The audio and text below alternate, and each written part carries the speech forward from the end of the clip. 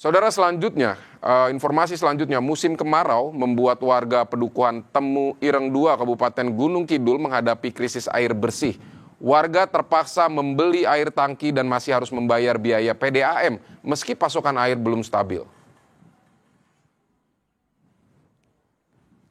Kekeringan yang terjadi di Pedukuhan Temu Ireng 2 Kabupaten Gunung Kidul memaksa warga mencari air dari telaga bagi pakan ternak mereka. Pasalnya, air PDAM belum mengalir normal. Air PDAM hanya menyala 2 hingga 3 kali dalam sebulan. Itu pun tidak stabil. Kondisi ini memaksa mereka membeli air bersih menggunakan truk tangki 2 kali dalam sebulan seharga Rp150.000 setiap pengiriman. Warga berharap distribusi air PDAM stabil sehingga kebutuhan air bersih terpenuhi selama musim kemarau.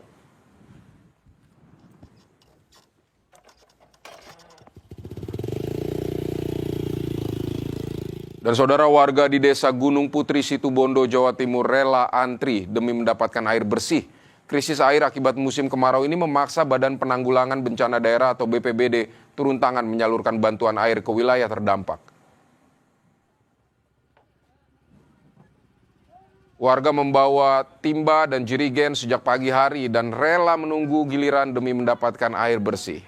Musim kemarau membuat sejumlah sumber mata air di Situbondo mengecil bahkan mati.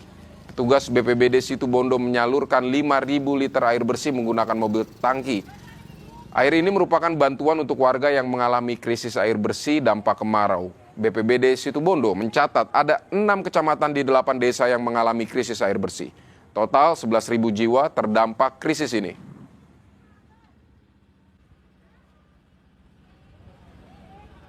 Lalu seberapa parah, saudara, dampak musim kemarau dan penanggulangan kekeringan di daerah?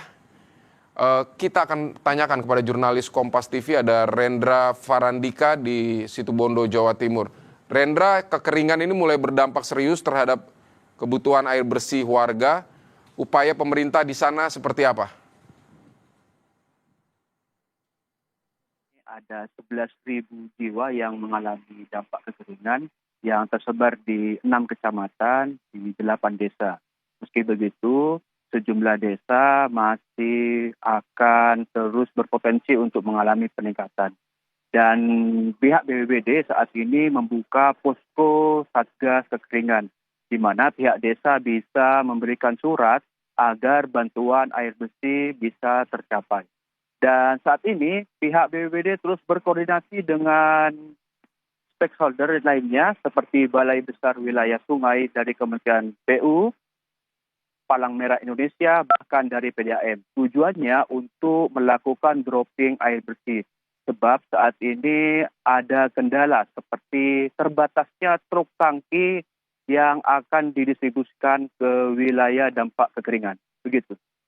Baik, jadi ada berapa warga yang terdampak dari 6 desa yang Anda sebutkan tadi? Mereka rata-rata berasal dari wilayah pegunungan, di mana sumber airnya saat ini sudah mulai kecil, bahkan mati.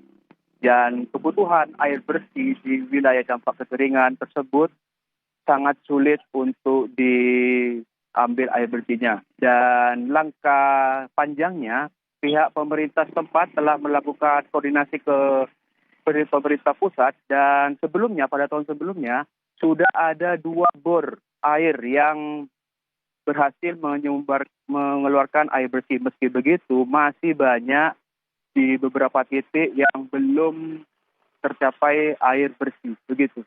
Oke, baik. Rendra Andika, terima kasih untuk laporan Anda dari Situbondo, Jawa Timur.